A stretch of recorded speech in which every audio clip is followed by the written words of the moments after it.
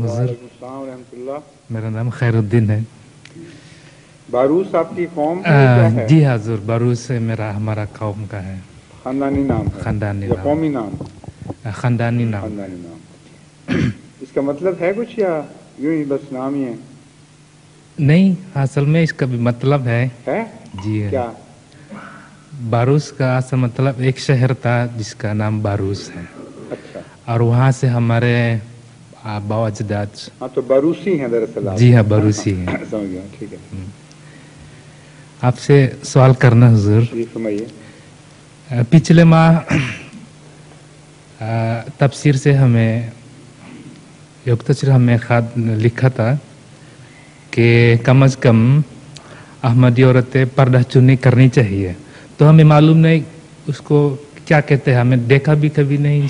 کس طرح کہتے ہیں چنی پردہ؟ کیا چنی پردہ؟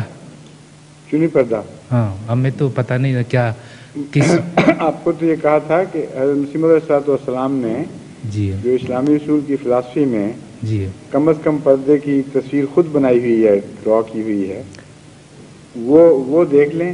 That is the minimum. اس میں نہیں، مطلب چہرہ شامل ہے اس میں. آپ یہاں سے لا کے یہاں تک یوں یہ اپنے نشان کھینچا ہوا ہے کہ یہ حصہ چھوڑا جا سکتا ہے اور باقی سب کورڈ ہو. بال بھی نظر نہیں آنا چاہیے. ہاں بال بھی، مگر اس طرح نہیں کہ آپ کے یہاں جس طرح انڈونیشیا میں ہے یہ رواج. جی ہاں. وہ ایک لٹ بھی اگر نکل جائے باہر دوپٹے سے تو کہتے ہیں نماز نہیں ہوتی. عورت کی عورتوں میں بیٹھے بیٹھے وہاں اس قسم کا ایمفیسس ہوتا ہے نا، کسی طرف بھی وہ غلط ہے. تو اسلام معتدل مذہب ہے. عقل کے مطابق متوازن فیصلے کرنے چاہیے اور کسی چیز میں انتہا پسندی نہیں کرنی چاہیے. اس لیے وہ جو پردہ ہے کہ ایک لٹ بھی ایک بال بھی نظر آ جائے گا تو پردہ ٹوٹ جائے گا، یہ درست نہیں ہے بات. اصل پردے کی روح یہ ہے کہ عورت اپنے آپ کو سمیٹ کے رکھے اور حیا سے رکھے، اور دیکھنے والے کی اگر نظر پڑتی بھی ہے تو اس کو غلط حوصلہ افزائی نہ ہو. یہ ہے بنیاد پردے کی.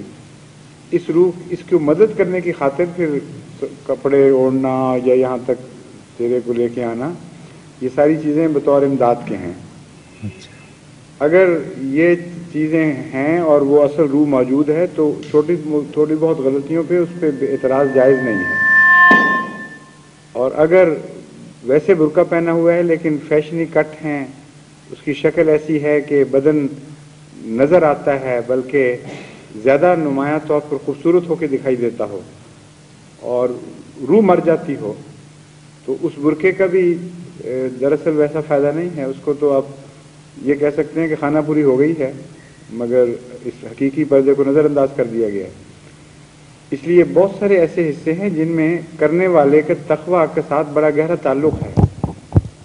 دوسرے کو اعتراض نہیں کرنے چاہیے. یہ جو میں نے باتیں بتا رہا ہوں آپ کو، جی یہ اس لیے نہیں بتا رہا کہ جو شخص دیکھے کہ کسی کے پردے کا کٹ خراب ہے یا برقعے کے تو وہ اٹھ کے انگلی اٹھانی شروع کر دے کہ فلاں اس طرح کرتا ہے، فلاں اس طرح کرتا ہے. یہ اعتراض کی خاطر نہیں میں بہانے بتا رہا. یہ بتا رہا ہوں کہ جس نے پہننا ہے وہ ان باتوں کو ملحوظ رکھے، جس نے پردہ کرنا ہے وہ ملحوظ رکھے. ورنہ انفرادی معاملات میں دخل اندازیاں اس قسم کی فتنہ پیدا کرتی ہیں اور بجائے اس کے کہ فائدہ پہنچے اور نقصان ہو جاتا ہے. بعض دفعہ لوگ ویسے نیکیاں رکھتے ہیں، ایک چھوٹی سی کمزوری ہے، اس کے اوپر جب انگلیاں اٹھائیں گے آپ یا اس کو تان کا نشانہ بنائیں گے تو اس کا راہ سا تقویٰ بھی جاتا رہے گا اور وہ پھر رد عمل میں بھاگے گا. وہ شخص ہو کہے گا اچھا پھر ایسی بات ہے تو پھر میں نہیں قریب آتا.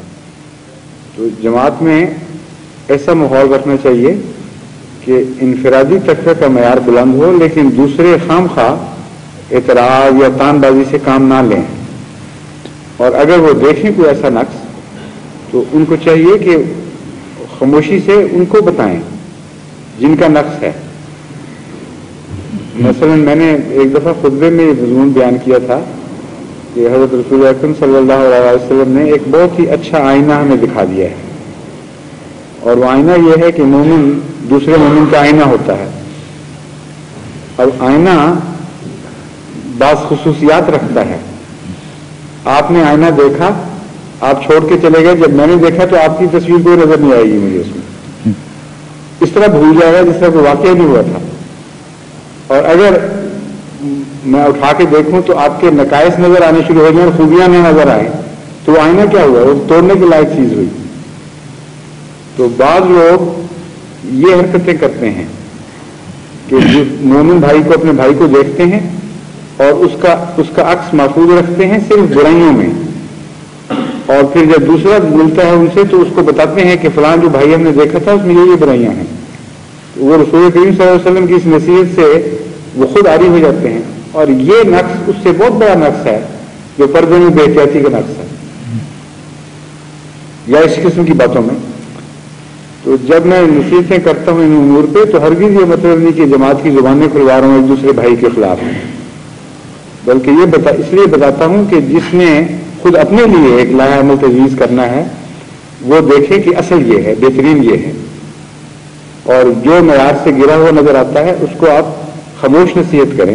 جب وہ آپ کا آئینہ دیکھے تو اب اس کو اس تک سے بات پہنچے, دوسرے کو آواز بھی نہ جائے اس کی, آئینہ خاموش پیغام دیتا ہے. اور جب آئینہ دیکھتے ہیں تو وہ غلط ایمفیسس نہیں کرتا, خوبیاں بھی دکھا رہا ہوتا ہے, برائیاں بھی دکھا رہا ہوتا ہے, نیوٹرل ہوتا ہے. اور جب بھی کرٹیسزم نیوٹرل ہو اس کے خلاف غصہ نہیں پیدا ہوتا. یہ ایک بنیادی نفسیات کا مسئلہ ہے جس کو بڑھانے کے نتیجے میں کئی ناسے نہ صرف ناکام ہوتے ہیں بلکہ غلط رد عمل پیدا کرتے ہیں. ایک شخص کے متعلق جب یہ یقین ہو جائے کہ میرے حسن کو حسن دیکھ رہا ہے, میری بدی کو بدی دیکھ رہا ہے, اور اپنی طرف سے کوئی نہ مبالغہ کر رہا ہے نہ کمی کر رہا ہے, تو ایسے شخص کے خلاف کبھی رد عمل نہیں پیدا ہوتا. ہمیشہ رد عمل اس کے خلاف ہوتا ہے جو بعض چیزوں پر ہاتھ رکھتا ہے, بعض چیزوں کو اٹھاتا ہے اور اس بدی میں مبتلا ہوتا ہے جس کو قرآن کریم نے یہود علماء کی بدی قرار دیا تھا, بڑی سخت, اور جس پر لعنت ڈالی کہ بعض حصوں پر ہاتھ رکھ لیتے ہیں, بعض حصوں کو نمایاں کرتے ہیں اپنی مرضی کے مطابق اور پوری تصویر نہیں کھینچتے. تو آپ کا کام چونکہ مربی کا ہے, نصیحت کرنے کا ہے, جی جماعت انڈونیشیا میں ان باتوں پر زور دیں.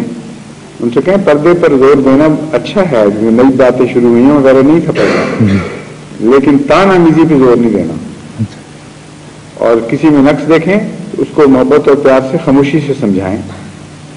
اگر وہ نہیں سمجھتا تو اس کے بڑے کو بتائیں, اس کی بات نہیں مانتا تو پھر صدر سے بات کریں کہ علیحدگی میں کہ ہم نصیحت کرنا چاہتے ہیں, اور اگر نہیں تو پھر خدا پہ چھوڑیں, دعا بھی کریں اس کے لیے.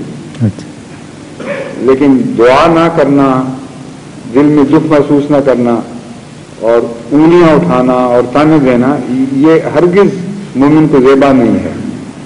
اس سے بدیاں پیدا ہوں گی تو نتائج دور نہیں ہوں گے. شکریہ. السلام علیکم. فرمائیے آپ.